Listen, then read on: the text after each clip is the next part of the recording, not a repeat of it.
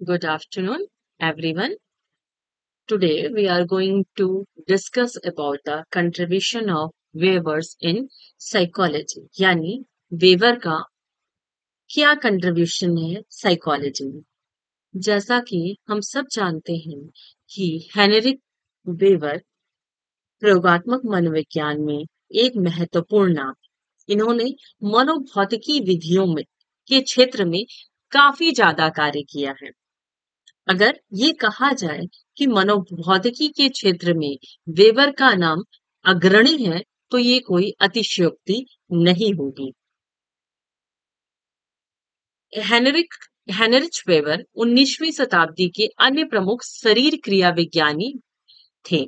Weber को हम physiologist के रूप में जानते हैं, जिन्होंने पीएचडी की उपाधि लिप्जिग विश्वविद्यालय से की और उन्होंने अपना पूरा जीवन काल यहीं पर बिताया। वेबर द्वारा सेल्स फिजियोलॉजी में महत्वपूर्ण कार्य किए गए, जिसका महत्व मनोविज्ञान के प्रयोगात्मक स्वरूप के लिए काफी अधिक साबित हुआ। इनकी दो पुस्तकें थी, डी टैक्ट और डर टेक्स्ट टाइम, जिसका प्रकाशन 1846 ईस्वी में किया गया।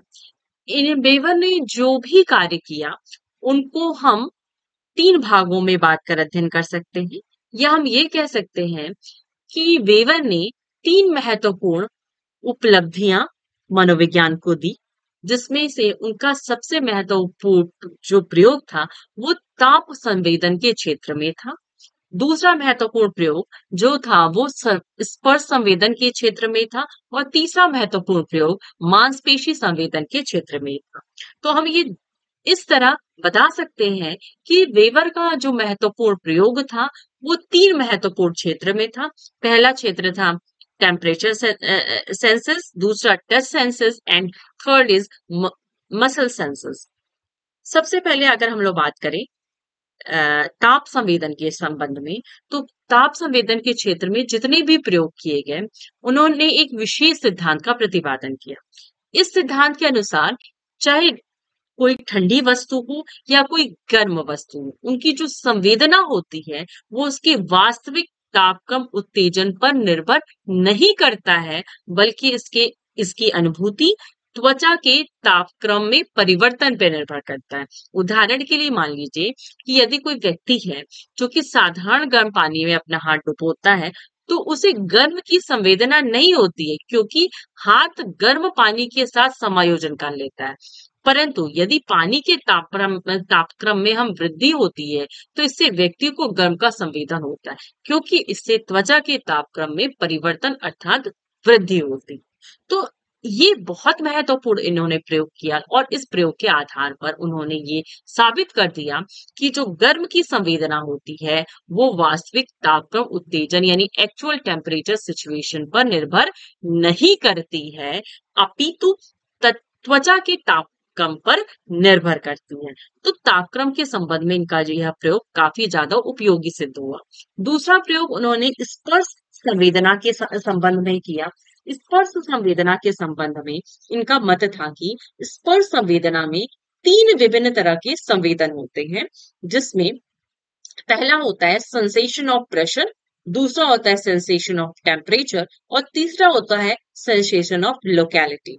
इन तीनों से संबंधित कई प्रयोग किए गए। स्पर्श संवेदना के एक प्रयोग में वेबर ने यह दिखलाया कि जब व्यक्ति की त्वचा को दो नुकीले बिंदुओं से स्पर्श कराया गया, तो स्पष्टता पाया गया कि दो बिंदुओं का प्रत्यक्षण उन्हें हुआ, अर्थात जब वो दो अलग अलग बिंदुओं पे उन्हें कील चुभाया गया तो उन्हें दो बिंदुओं का प्रत्यक्षण हुआ। फिर इन दोनों नुकीले बिंदुओं की आपसी दूरी को धीरे धीरे कम करता गया, और एक स्थिति ऐसी आई जहां प्रयोग मात्र एक बिंदु का संवेदन का अनुभव करता था, हालांकि उसकी त्वचा की दो नुकीले बिंदुओं से स्पर्श किया गया था। इसे ही वेवर ने 2 पॉइंट थ्रेशोल्ड की संज्ञा दी।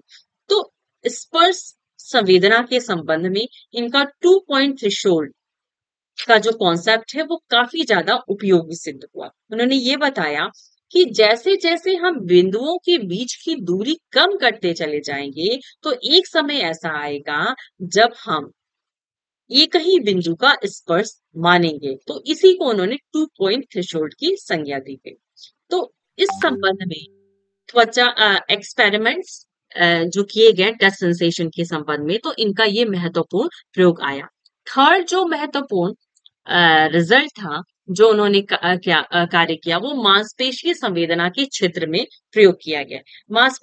मांसपेशीय संवेदना के क्षेत्र में उनका जो प्रयोग था, उस प्रयोग के द्वारा उन्होंने जस्ट नोटिसेबल डिफरेंसेस, जिसको हम JND या न्यूनतम भेद की संज्ञा देते हैं, इस संबंध में उन्होंने बहुत महत्वपूर्ण प्रयोग करके निष्कर्ष निकाला और इस कॉन्सेप्ट को दिया।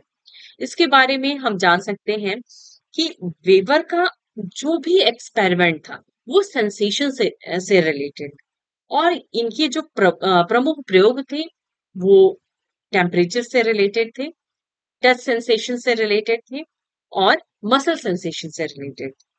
टच सेंसेशन में उन्होंने त्वचा की तपकम की वृद्धि पर चीजें निर्भर करता है, इस पे प्रकाश डाला। स्पर्श संवेदना के संबंध में उन्होंने जो प्रयोग किया, उसके बाद से उन्होंने 2 पॉइंट थ्रेशोल्ड कॉन्सेप्ट को जनरेट किया। और थर्ड कॉन्सेप्ट जो उन्होंने मांसपेशीय संवेदना के क्षेत्र में प्रयोग किया, उसके बाद से उन्होंने जस्ट नोटिसेबल डिफरेंस जैसे कॉन्सेप्ट को दिया। तो वास्तव में वेबर के जो प्रयोग थे वो मनोवैज्ञानिक प्रयोग थे, क्योंकि उन्होंने डिस्क्रिमिनेशन का मापन किया था। वेबर का नियम बाद के मनोवैज्ञानिकों द्वारा, बाद के मनोवैज्ञानिक ने उनके इस नियम पे कई तरह के प्रयोग किए, और जो प्रयोग के का जो निष्कर्ष था, जो वेबर ने प्राप्त किया था, वही निष्कर्ष बाद के मनोवैज्ञानिकों ने भी प्राप्त किया। और इनके महत्वपूर्ण प्रयोग के द्वारा मनोविज्ञान का जो स्वरूप था वो तेजी से प्रयोगात्मक मनोविज्ञान हो गया। तो इस प्रकार हम देखते हैं कि वेबर का जो प्रयोग था या वेबर का जो कंट्रीब्यूशन था मनोविज्ञान में बहुत ही ज्यादा रहा, और मनोविज्ञान के क्षेत्र में वेबर के इस कंट्रीब्यूशन को कभी भी बुलाया नहीं जा सकता है। तो आई थिंक कि आपको मैटर समझ में आ गया है। नेक्स्ट वीडियो में मिलते हैं इससे रिलेटेड और भी जानकारी लेने के लिए। Thank you so much.